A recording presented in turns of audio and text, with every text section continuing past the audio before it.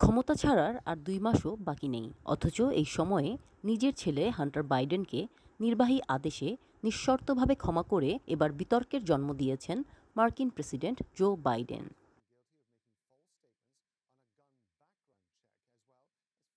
বেআইনি অস্ত্র রাখা এবং কর ফাঁকি দেওয়ার অভিযোগে দোষী সাব্যস্ত হয়েছিলেন হান্টার বাইডেন।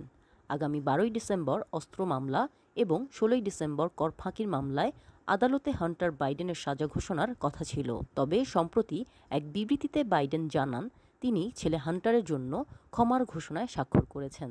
হান্টারকে নিঃশর্তভাবে সম্পূর্ণ ক্ষমা করা হয়েছে।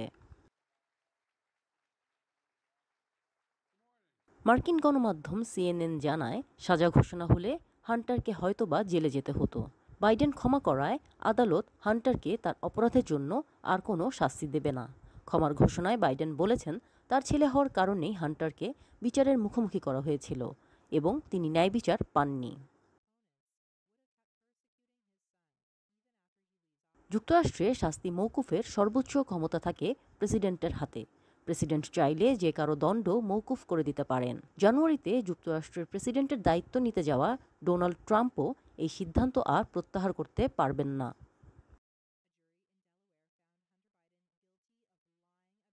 তবে ছেলেকে ক্ষমা করে প্রতিশ্রুতির ভঙ্গ করেছেন জো বাইডেন। প্রেসিডেন্ট নির্বাচনের দৌড় থেকে বাদ পড়ার আগে ও পরে বাইডেন বারবার বলেছেন হান্টারকে নির্বাহী আদেশে ক্ষমা করবেন না তিনি।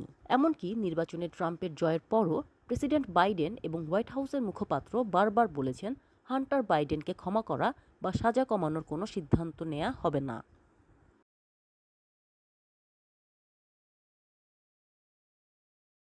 বাইডেন শেষ পর্যন্ত যে ক্ষমার ঘোষণায় সই করেছেন সেখানে কেবল ওই ২ মামলা থেকেই নয়, ২০২৪ সালের ১লা জানুয়ারি থেকে ১লা ডিসেম্বর পর্যন্ত সময়ের মধ্যে সম্ভাব্য যে কোনো ফেডারেল অপরাধের শাস্তি থেকে মুক্তি দেওয়া হয়েছে হান্টার বাইডেনকে। তবে নিজের ছেলেকে ক্ষমা করে দেওয়ার সিদ্ধান্তে খুশি হতে পারেননি নিজ দলের অনেকেই।